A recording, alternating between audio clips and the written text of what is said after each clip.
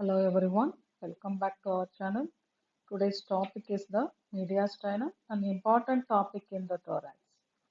In our channel, we have important anatomy 50 videos.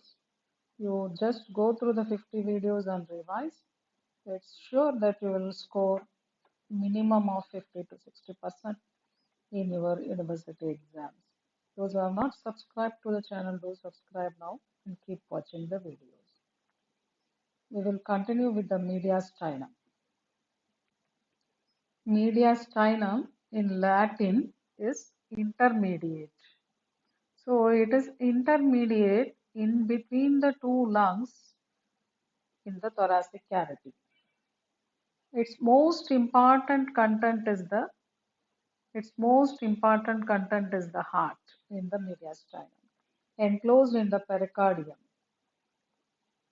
So now we will see the boundaries and contents of mediastinum. Mediastinum is the median septum of thorax between the two lungs. Now, for descriptive purposes, the mediastinum is divided into superior and inferior mediastinum. Before that, we will see the boundaries of mediastinum. Anteriorly, this is sternum, manubrium sternum, body of the sternum, and symphysis sternum. Posteriorly, vertebral column T1 to T12 thoracic vertebra. Superiorly, this is the thoracic inlet. Inferiorly, this is the thoracoabdominal diaphragm, which separates the thorax and the abdomen.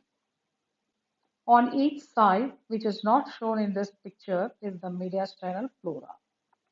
Now, we will divide this mediastinum into superior and inferior for descriptive purposes. The inferior mediastinum is further divided into anterior, middle, and the posterior. The superior mediastinum is separated from the inferior mediastinum by the imaginary line passing through the sternal angle. This is the sternal angle. So passing through the sternal angle to the lower border of the T4 thoracic vertebra posteriorly. This inferior mediastinum is divided into three parts: anterior, middle, and posterior by the pericardium.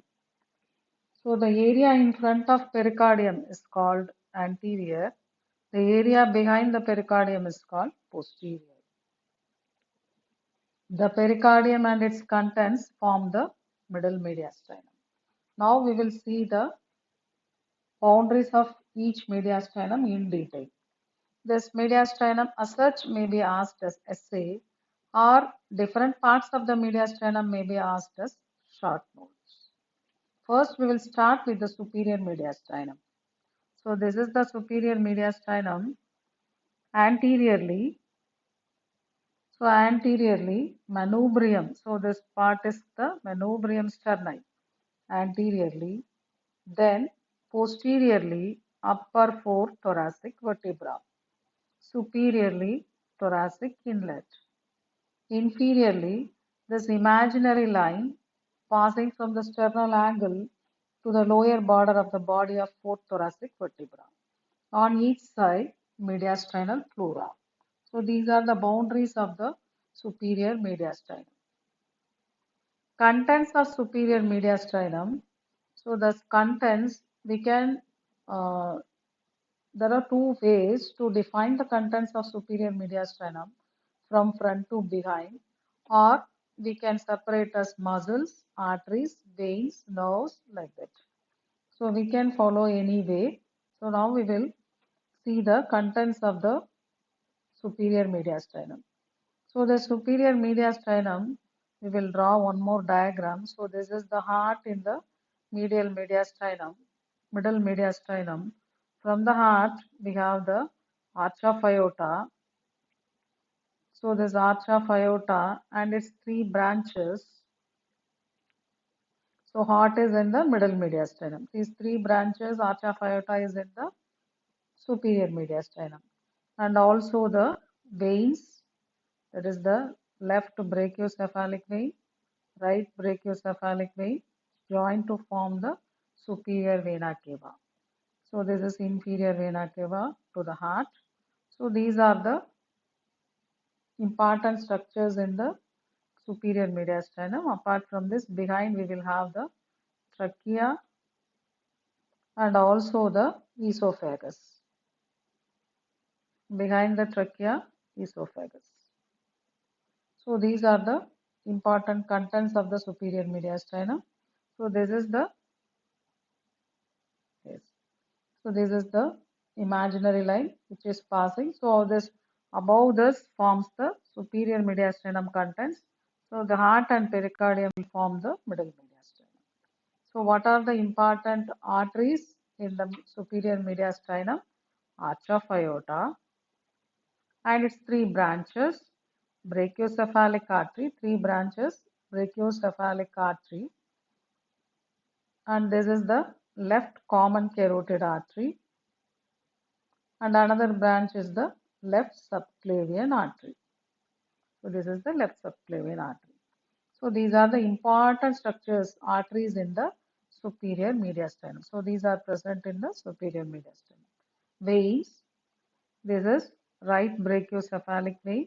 So the veins are one, right brachiocephalic vein, and two is crossing over all the three branches.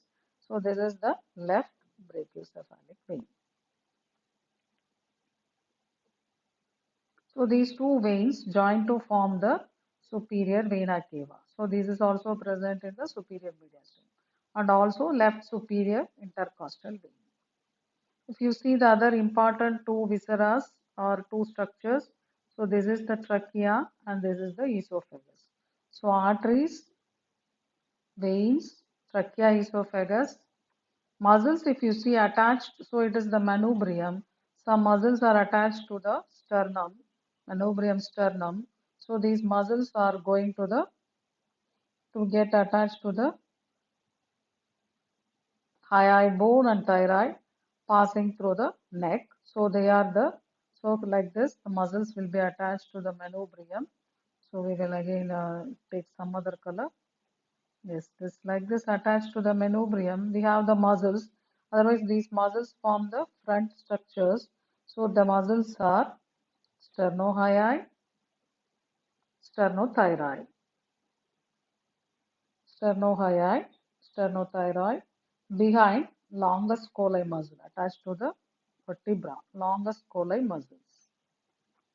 So we have seen arteries, veins, trachea, esophagus, muscles. Now, other important structure that is they are the nerves. Nerves are, so they are the nerves which have to enter the thorax and abdomen. Otherwise, the nerves which pass through the thoracic inlet, we have seen. What are the nerves passing through the thoracic inlet? We have seen already. They are the phrenic, right and left, vagus. So passing through thoracic inlet, they will enter the superior mediastinum. And also the cardiac nerves from the sympathetic chain and also the left recurrent laryngeal nerve. So these are the nerves, important nerves which pass through the superior mediastinum.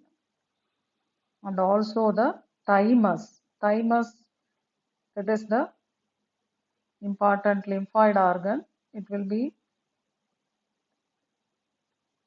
enlarged in the infants, but it is less in size in the adults. So a part of thymus, thoracic duct in the behind. So thoracic duct will be running behind. So these are the important structures and also the lymph nodes, paratracheal, brachiocephalic and tracheobronchial. So superior mediastinum is the important mediastinum for you. So I have covered in detail. The important structures are arteries, veins, nerves, muscles, trachea, esophagus, and also the thoracic duct, thymus and lymph nodes. Lymph nodes, we have also the lymph nodes, paratracheal, brachiocephalic and tracheobronchial. So we have covered the superior mediastinum in detail. Now the inferior mediastinum. Now already we have seen the inferior mediastinum is divided into anterior, middle and posterior. Anterior mediastinum is a very narrow space in front of the pericardium overlapped by the thin anterior borders of both lungs. It is continuous with superior mediastinum also through the pretracheal space of the neck. It contains areolar tissue and the thymus. So the thymus which is we have seen in the superior mediastinum is the important content. We will see now the boundaries of anterior mediastinum. Anteriorly, so this is the body of sternum. Posteriorly, pericardium. Superiorly, imaginary line. Inferiorly, superior surface of the diaphragm. On each side, pericardial pleura. Contents, they are the sternopericardial ligaments. They are the main contents. Sternopericardial ligaments. Lymph nodes, small mediastinal branches of internal thoracic artery and lowest part of the thymus and the areolar tissue. Now the middle mediastinum. Middle mediastinum is mainly occupied by the, so this is the middle mediastinum, mainly occupied by the pericardium and its contents, along with the phrenic nerves. Phrenic nerves will be running on the each side of the pericardium. So boundaries, anteriorly, the sternopericardial ligaments, they form the anterior boundaries.